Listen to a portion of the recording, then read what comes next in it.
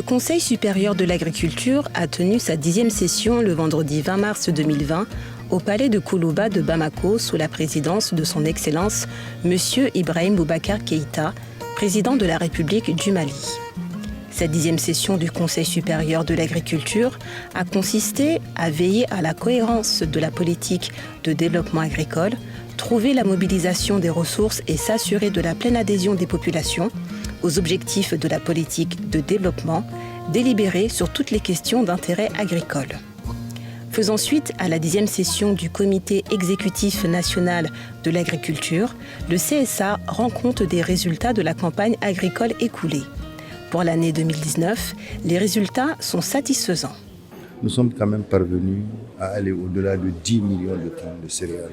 Nous sommes autour de 10 500 000 tonnes de céréales. Nous avons également, en termes de coton, pu dépasser les 700 000 tonnes de coton, fibre. C'est important. En termes de viande rouge, nous avons dépassé les 84 000 tonnes. Et en termes de lait, nous sommes autour de 8 000 litres de lait. C'est important tout ça, donc c'est pour vous dire que des résultats qui sont encourageants ont été engrangés. Le ministre de l'Agriculture, Moulay Ahmed Boubacar, en a également profité pour rappeler les efforts consentis par l'État malien pour obtenir de tels chiffres. L'État met déjà beaucoup. La subvention des intrants, la subvention du matériel agricole et tous ces financements également qui sont négociés et obtenus en vue d'aménager plus de terres, en vue de réaliser plus d'ouvrages. Seul le terrain paye dans le domaine. Dans le secteur rural, il faut être à côté des producteurs. À eux, producteurs aussi, d'écouter les itinéraires techniques que leur donnent les techniciens. Donc, davantage, nous serons sur le terrain et notre pays a besoin de multiplier beaucoup d'efforts pour faire en sorte que la souveraineté alimentaire et la sécurité alimentaire soient des réalités. Le Mali étant un pays agro-pastoral, l'agriculture est le socle de son développement. À ce titre, l'État malien alloue 15% de son budget national à l'agriculture, gage de l'engagement présidentiel qui a permis au Mali d'être classé en 3e position parmi les 4 pays du continent qui sont sur la bonne voie de respecter les engagements de Malabo pour la transformation de l'agriculture africaine d'ici 2025.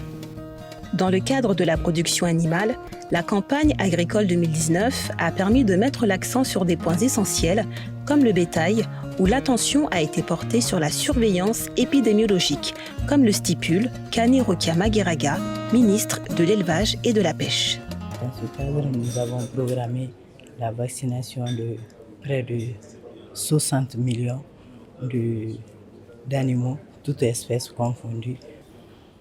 Aussi, l'accent a été mis sur les dispositions à prendre par rapport à l'exportation des produits subventionnés. Et dans le cadre de l'élevage, il s'agit bien de l'aliment bétail. Donc, l'aliment bétail, les graines de coton doivent servir d'abord à l'alimentation de nos bétails avant d'être exportés pour d'autres pays. Et des dispositions seront prises avec le Premier ministre et tous les acteurs impliqués. Le bilan de la campagne agricole en 2019 conforte le gouvernement dans sa volonté d'y accorder une place stratégique dans la politique de développement du Mali. Le chef de l'État, Ibrahim Boubacar Keïta, a tenu à féliciter les acteurs de la filière agricole qui mettent en pratique sa volonté de moderniser le secteur. Il faut que cet effort qui est fait en région du monde rural soit connu, soit explicité, soit diffusé. Ce qui a été fait n'a pas été en vain. Monsieur le ministre de l'Aménagement, le secrétaire d'État de l'Aménagement, je voudrais vous féliciter également. Je vous vois crapahuter ça et là, à travers le pays. Telle est votre mission, vous l'avez bien comprise. Parce que les aménagements doivent sous-tendre tous ces efforts-là. La mise en œuvre du plan de campagne 2020, 2021, 2022 contribuera à l'atteinte des objectifs liés à la souveraineté et à la sécurité alimentaire et nutritionnelle, ainsi qu'à l'amélioration des revenus d'1 313 503 exploitants agricoles et à la réduction de la pauvreté.